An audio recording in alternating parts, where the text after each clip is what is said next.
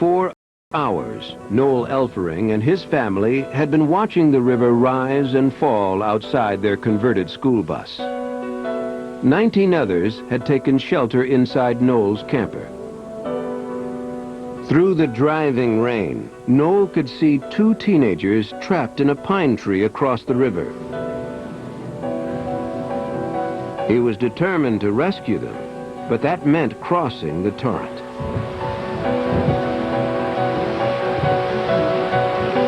The water came up extremely fast.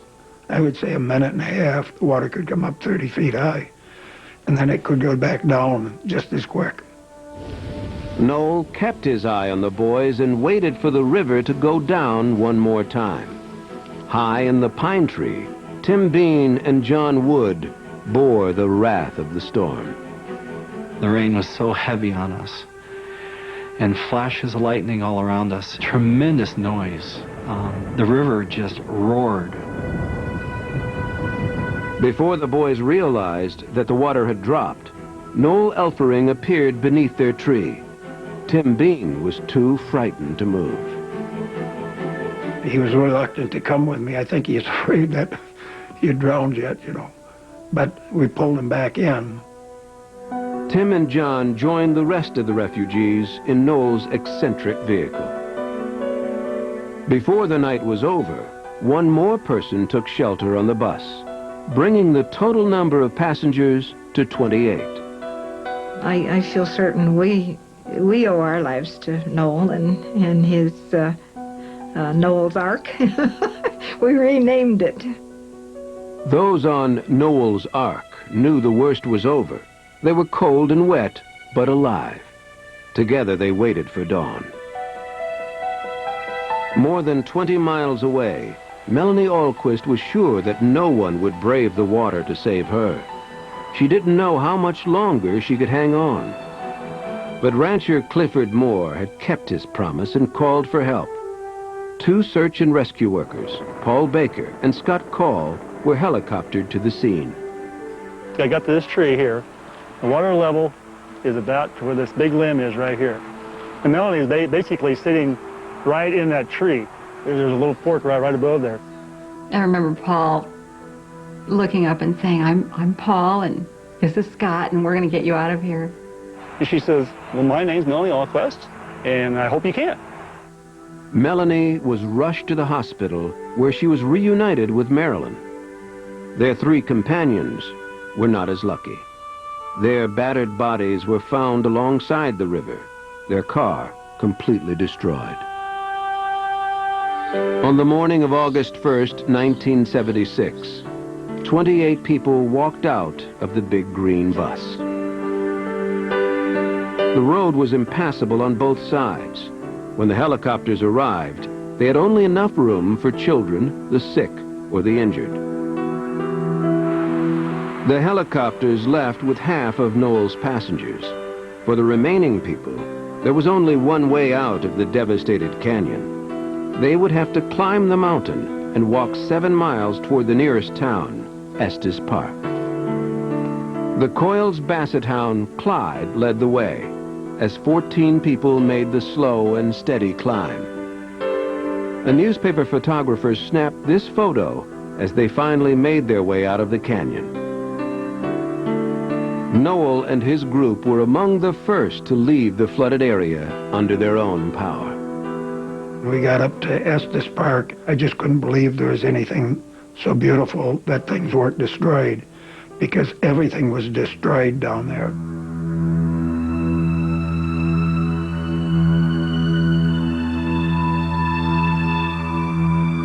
The Big Thompson flood killed 139 people and caused over $30 million in damage. Enough time has passed since the catastrophic flood to hide the physical scars on the landscape. The canyon is once again a favorite spot for camping trips and summer homes, but the danger of flash floods remains, despite advances in weather forecasting. Forecasters still have no way of determining which storm will merely swamp basements and which will create a flash flood powerful enough to level a town. And warnings alone can't save lives. Heavy rainfall and rising water are the danger signs of a flash flood. In just a few moments, cars and buildings can become death traps. The only safety is high ground. You can be absolutely safe enjoying a beautiful day, meandering across a little river, and 6 hours later it can be 30 feet wide and 12 feet high and wipe away people that are most dear to you. Don't underestimate the power. It's a very unforgiving force, and it doesn't choose. It just happens. I'm Jason Seaborn from the New York Times, and I know what road trips are all about. So when I got the chance to hit the road without 50 sweaty teammates, I was psyched. Chance to see the sights, meet the people, and get to know the land. I thought, cool, we'll stay at some great hotels. Yeah. Some more of nature's beauty. From the Grand Canyon to Las Vegas, the Rockies, and more, join Jason Seahorn for Hit the Road Week. Begins Monday at 9 on the History Channel. Grand Canyon's that way. What's it called again?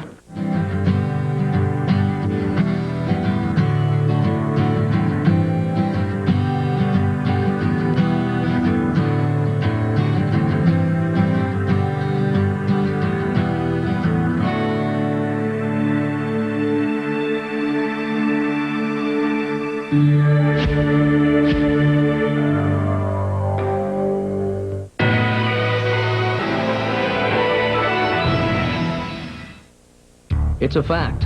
Mortgage interest rates are at their lowest levels this year, but the likelihood of them going up in the near future is a very real possibility. If you have a first mortgage with a high interest second, now may be the time to refinance to a new low fixed rate first and end up with one low monthly payment. You can be pre-qualified online or over the telephone. No advance fees prior to closing, no cancellation fees. Do it now before the rates go up. Call 1-800-71-FIXED. Jenny's pretty down about missing the baseball game, huh? Yeah, she sure is. Hold on a second.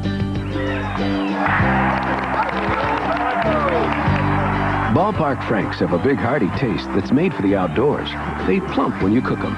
Take one and pass it down. Here we go. Thanks, Dad. Sure, honey. That'll be $3.50. Daddy. Ballpark Franks. They plump when you cook them. You don't have to go out for great entertainment. Grab your remote and order from a selection of up to 60 pay-per-view movie choices every month on Blockbuster Ticket, only on DirecTV. How can a home feel safe? I've seen them too. When they're lurking around every corner. How she thinks the house is haunted. What do you want? They're everywhere. They say this house is theirs. The others. Tune to the 100s and order with your remote today. Okay, Wilson, listen up, listen up. If we catch them in cover 2, you go deep. 92 blast! Go! Of course the Mike linebacker's gonna bite on play action. What do you think, I'm crazy? I'm done talking to you. Be the ball, be the ball. If a safety falls on the post route, do you think anyone would hear him? I can feel it. NFL Sunday Ticket. Be prepared. Order now and save $20 off the regular season price. I now have football! Yes! I'm Jason Seaborn from the New York Times, and I know what road trips are all about. So when I got the chance to hit the road without 50 sweaty teammates, I was psyched. Chance to see the sights, meet the people, and get to know the land. I thought, cool, we'll stay at some great hotels. Yeah. Some more of nature's beauty. From the Grand Canyon to Las Vegas, the Rockies, and more, join Jason Seahorn for Hit the Road Week. All next week on the History Channel. Grand Canyon's that way. What's it called again?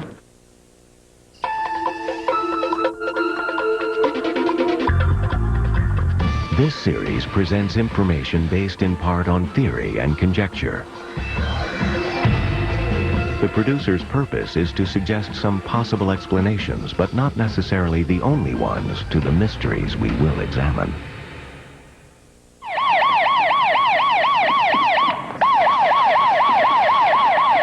Response crew number 11 board to an aircraft down in the lake off West Bar.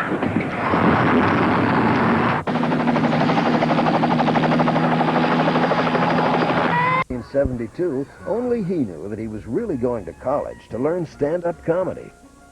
Coming up on Celebrity Profile, Jerry finally debuts as a comedian. Went on stage and could not think of a thing to say. Anna Nicole on Limitations. I can't eat over $600 worth of food. The Anna Nicole Show. Entertaining? Sure. Educational? No. Premieres Sunday, August 4th at 10. Only on E! Tonight, Famous Comedians Week continues with a night of SNL stars. First, Chris Farley's True Hollywood Story. Then it's Phil Hartman's story, and at 10, an all-new Revealed with Mike Myers. You don't buy half-broken food. Why buy half-broken tortilla chips? More whole chips for more whole dips. Taringo's tortilla chips. Jenna, she's got my natural grace, but I don't want her to have scars like mine. I treat her cuts and scrapes with Neosporin. Treating scrapes with Neosporin helps minimize the appearance of scars, as it prevents infection. Use Neosporin. Every cut, every time. How does Evian make you feel? Bye, bye, baby. Remember you're my baby. When they give you the eye. Although Purity from the French Alps. won't you ride and declare With a balance of natural minerals. on the loose, you are still on the square. Evian, your fountain of youth. Hey, you want to see a cool trick? It's easy. Just dial down the center with 1-800-CALLATT. It's free for you and cheap for them. Yeah? I'm going in. Save on every call. Use 1-800-CALL-ATT for collect calls. Everybody okay? Walk it off! Walk it off!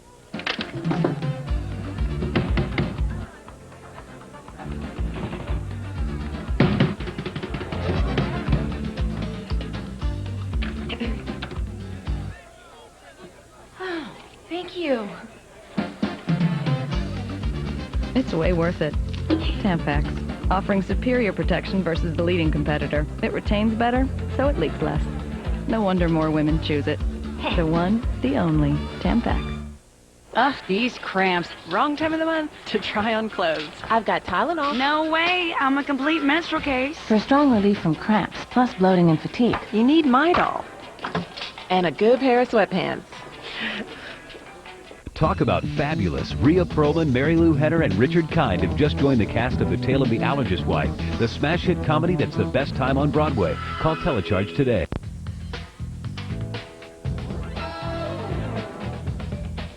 From the age of 8, Jerry Seinfeld knew that he wanted to be a stand-up comedian. But like his comic book heroes, he kept the identity a secret. That began to change during a teen tour of Israel in 1971, when Jerry befriended another future comedian, Kathy Ladman. I guess he was my first boyfriend, really. And we used to share our dreams of becoming comedians.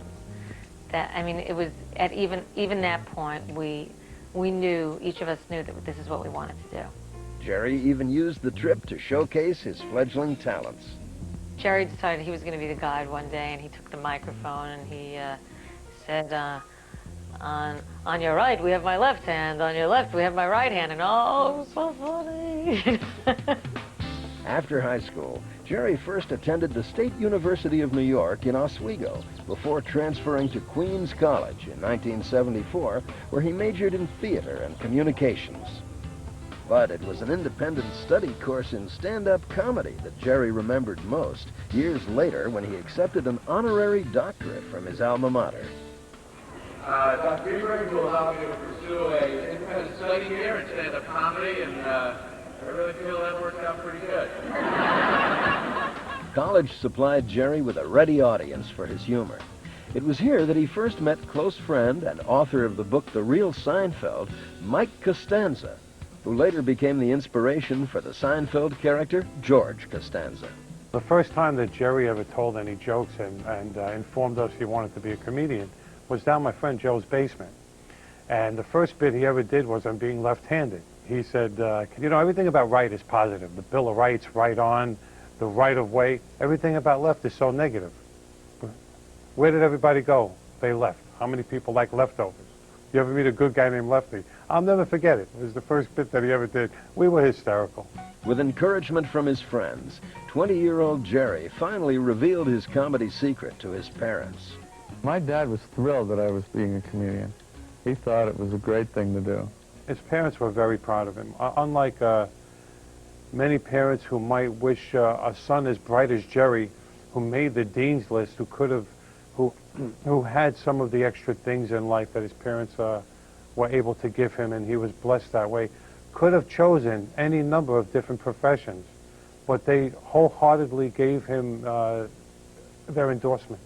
After years of preparation, on the night he graduated from college in 1976, Jerry had his comedy debut at Catch a Rising Star. And I got up, and you see the people looking at you, and I just lost it. I totally froze, and I was able to remember the subjects that I wanted to talk about. I just went, the beach, you know, driving, your parents. I did about a minute and a half, and I left. He was, you know, pretty much bummed out, you know, devastated in a, you know, not a way that he would commit suicide or something. But yeah, I think he was expecting more of himself. Although his first act was never heard, Jerry